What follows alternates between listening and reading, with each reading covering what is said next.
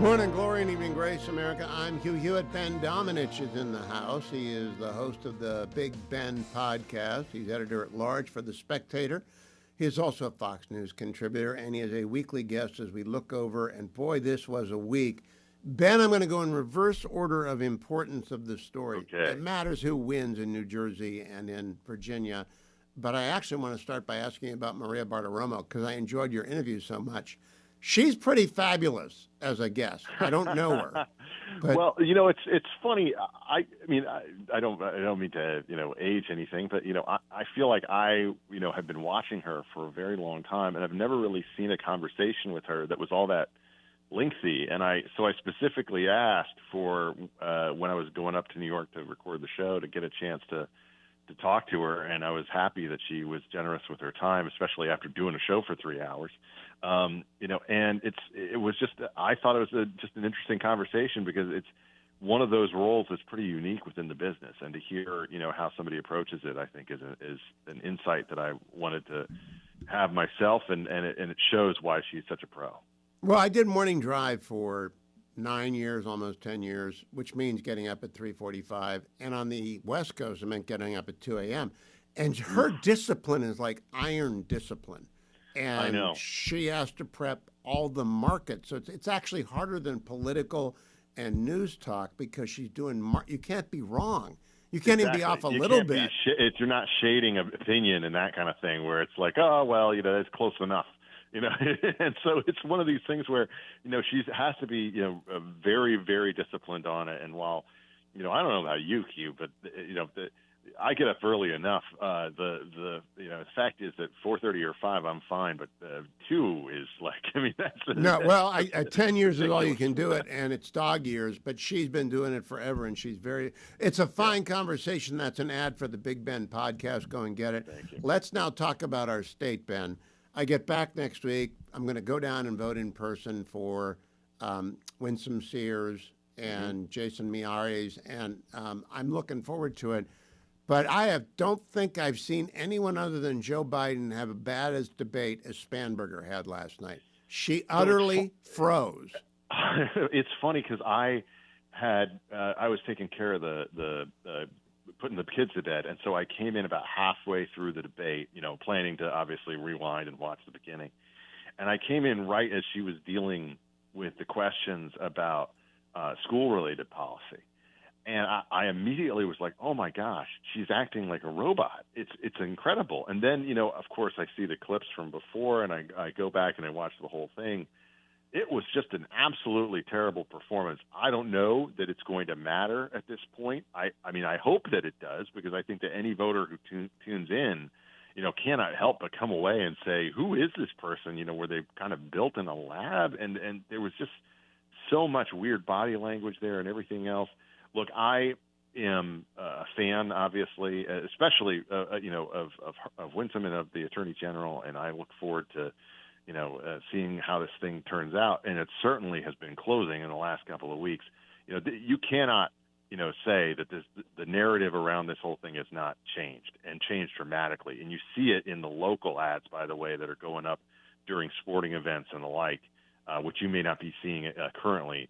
But no, I'm not, but I'm looking forward to it. Absolutely, but it has absolutely shifted, and you can tell. And it's one of these things where, I think that they're scrambling in part because she had run a campaign that was very much based on a basement level, approach where she was not interacting with people, normal people in a way.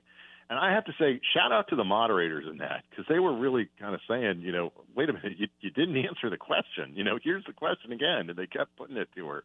And so I hope that people tuned in. I hope that they take away the same thing that I did, which is just that this is not someone who you want as the next governor.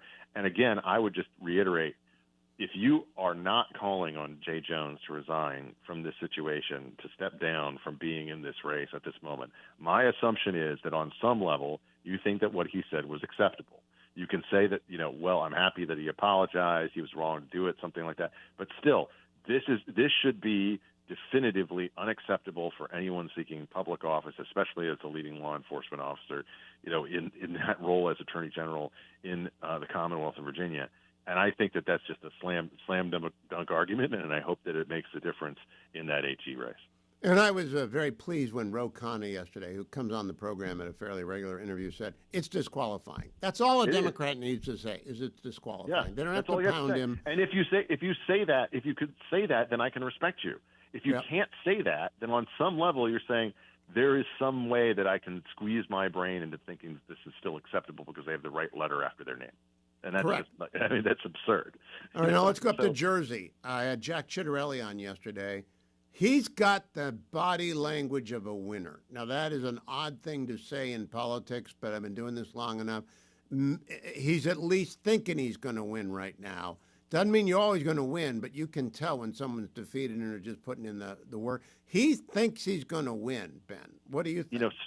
what I think is that things are so strange in New Jersey right now that the New York Giants are exciting for the first time in about 25 years.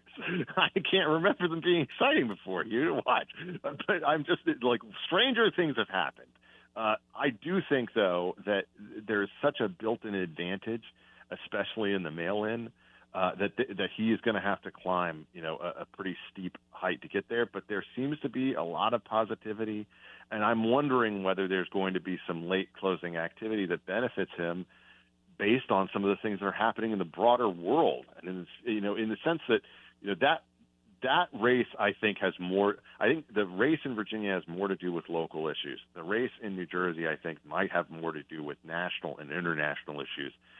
And that's something that could play to his advantage, just given the direction that things are Well, going. this is one where the media really disappoints me because I'm a civilian. I don't know what her record at Annapolis is, but my brother-in-law and my son-in-law are Navy grads, and I know they don't have the same honor code as West Point, but the idea that she didn't walk in solidarity with her Yep. classmates, that's nonsense. And had Yep. it been a Republican, it would have been the lead story on national network night after night, demanding that 100%. she release it. 100%, and that's what I've been told by everyone who I know. And as you know, I have multiple family members and friends who are also Naval Academy and who also know the way that this stuff works and that kind of thing. And so, look, I think that this is something where there should be some optimism there, but it should be tempered by the reality of the fact that there is just a machine there that you're up against that doesn't exist in Virginia, by the way, and No. other than kind of the tacit machine of the bureaucracy, but it definitely exists there, and that's something that you always have to include in this in the same way that you include it as a factor in states like Nevada and other. Let's get a quick word in about Mamdani. I did a big town hall with my friends Joe Piscopo, Mike Gallagher, and some local folks this week, and I stunned them by saying if I were in New York, I'd vote for Andrew Cuomo. Curtis can't win. I've known him forever. He's a colleague, but he can't win. And Mamdani is an anti-Semite communist. I cannot be indifferent to the world's greatest city getting completely convulsed. Yeah. Do you think Republicans should vote for Mamdani? I mean, for Cuomo. I think that this is a situation. What is it? Vote for the crook? No. Yes. It's one of it's one of these situations that is completely unenviable. But at the same time, I have not been one to rejoice on the national scale as some have about the plight that New York City is putting. Oh no! And I think that is something that you should absolutely resist. That temptation of, well, let them, get it good and hard is just not something that I think is healthy, especially for America's most prominent city. And so, there's been obviously significant movement since Eric Adams dropped out of the race, but I also think that, this is something where there might just be such a low level of turnout in this situation that they are able to exploit it. And certainly, and this is my piece in the latest edition of The Spectator that goes into this, what you saw is a easily trackable turn on a dime where, you went from all of these skeptical establishment media institutions raising the questions about Mamdani that are very obvious to basically the entirety of Condé Nast deciding that they were going to give him a glow-up, put him on the cover of Vanity Fair, give him a profile in Bon Appetit. What's it like to eat food with your hands? That's literally part of the Wow. headline. And it's like they just decided overnight we're going to turn this guy into a hero. The New Yorker had raised completely viable, questions about him, prior to it, and then they did a profile of him, like the softest profile about him going to the U.S. Open and just taking a bunch of pictures with people, and depicting him as an Instagram star, as if he doesn't have any actual ideology underneath it. He's an anti-semi-communist, and New York does not deserve what they're going to get. I'm going to talk with Ben during the break. It'll be on the podcast, the Big Weekend Pod, about the shutdown. When we come back, we're going to talk about history in the Middle East. Don't go anywhere, America. I'm back with Ben Domenech. Ben, earlier today, Senator Marino suggested the nuclear option, blow up the filibuster. Terrible idea, really bad idea. They should just sit there and wait for the military. I can't believe they're going to cost, there are 100,000 E1s and E2s who make less than $2,500 a month. So their $1,200 that they're due next week matters a lot. $1,200. I can't believe the Democrats are going to do this. But the Republicans ought not to break the rules of the Senate to stop the Democrats from blowing themselves up. What do you think? I completely agree. I also think that they should. I think that this is a situation where they are missing an opportunity to really put the screws in terms of pushing forward. On forcing repeated votes. I think that they should be in town. I don't like the fact that they're leaving. That we've seen them. Leaving town. I think they should force them to be here, and I think that the fact that they are, doing this is something that essentially is translating nationally into a narrative of not caring about it. But to me, the real thing that is a problem here is that I don't think that the people who are actually, arguing this from the right side of the equation are all that confident or united in the front that they're projecting. And I think that that's a sign of weakness that is being exploited to a certain degree by the people who, have a much friendlier assumption on the part of the, media complex. And that means that, you have to have more confidence in advancing your case. I'm not seeing that currently, and I don't entirely understand why, because I feel like they have the much better of the argument. In almost every sort of indication that we have about this, and yet I don't see them leaning into it to the degree that I think that they ought to be. I mean, well, they brought out J.D. Vance once, and he leveled everyone. They put him at the White House podium once. I've had on 6 or 7 senators. They all have it down, but they really need the White House podium, and they really need the vice president to be in there laying down the heavy fire. Yeah, on how stupid this is. They should be doing that. They should be doing that every single day. And I agree. It's just one of the things that I feel like is happening here is that there's just the mistake that I think is made quite often is, we've said our piece and now we're walking away. No, when you do that, you abandon the field and you allow other people to fill it with their narrative about what's actually going on. You need to be in the field every day on your argument, and you need to be advancing it. And I think that that's not happening currently. I'm not sure why it is, because I think that they have the better of the argument. And I know, if I was still, it's been a long time since I've been on Capitol Hill, but if I was still there, I know the kind of push that I would be making to advance that argument as constantly as possible and to put them in the position of defending the fact that they are going to be denying these kind of payments to people who absolutely deserve them unquestionably. And cannot quit. The military kids don't have an option. Quit. They cannot not report for duty. I'll be right back with Ben Domenech. We'll talk Middle East right after this. Stay tuned. Welcome back, America. I'm Hugh Hewitt. Ben Domenech still with me. Ben, I've spent a lot of time on Special Report last night, America's Newsroom. I'll be on with Brian Kilmeade Sunday night. I have the same theory on when VI Day, Victory over Iran Day, really got started, which is when they killed Soleimani. I think it's the bow on it when the hostages get out on Monday or Tuesday. But what's your assessment of it really does go back to Obama and the JCPOA. How did we get there from the depth of despair when we signed the JCPOA? Well, I think that, the thing to understand in this moment is we have seen the Israelis really change the entire game within the Middle East in the last 2 years. You can go down the list, and I'm sure you probably have with your listeners, of everything that they were able to achieve, much of which was deemed impossible in the past in terms of the decimation of many of their foes, the cutting off of all the different lines of connection that we've seen, and really, creating a new dynamic there. That's all, from my perspective, to the good. We've seen, the benefits of that. And I think that we also had this rare opening, which was essential to this process of getting, Netanyahu to come over after the decisions that were made regarding Qatar in a way that I think would not have been possible for that card to play absent that decision on their part and Trump's reaction to it.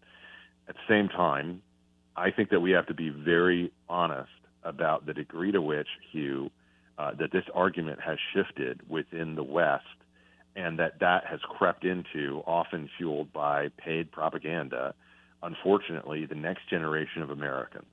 And we see this consistently in poll after poll. What we see is that there is a majority of support among Republicans and independents for Israel generally. You can ask the question different ways, and you'll get different percentages, but there is a majority support there. Where that decreases and where it falls off a cliff is as you get younger and younger in the demo. And so what you look at is a situation where if you are under the age of 45, the likelihood that you are going to take the opposite side on this is actually increasing. And when I say the opposite side, I mean it. I mean, there are poll numbers that have been out there from reputable places, including the Harvard-Harris poll, some of the latest Pew numbers. There's also other ones that are out there as well that show, a significant number of people who are, yes, they are young, but it's 29 and under that you're looking at in some cases that have as much as a third opposing Israel or viewing them as the aggressor in this situation. And I think that we have to understand this is a danger to this argument that I think a lot of people have rested on their laurels and assumed was not going to be a problem for them in the long term, basing it on the respect that Christians in America have paid toward the nation state of Israel over the years. And I don't think that that's something that is being fundamentally supported at this moment. Well, our friend John Podhoretz says victory is the greatest bringer of support, and I think he's right. I think he is right about that. Yeah. But I think that there is an absence of argument in front of the younger generation of people, and I would include both Gen Z and millennials in that number, and that is a significant portion of the American electorate. The millennials are a larger generation than the baby boomers. They need to be ministered to on this, and I do not think they are receiving the right messengers. And the absence of Charlie Kirk from the field on this is going to, I think, prove significant if there are not changes. I was about to bring up Charlie and Israel. Now, into that void, there come young people like you and Guy and Mary Catherine Ham and Ben Shapiro, but there's another generation missing. How important, and I mean really, how important is it that Barry Weiss is running CBS News?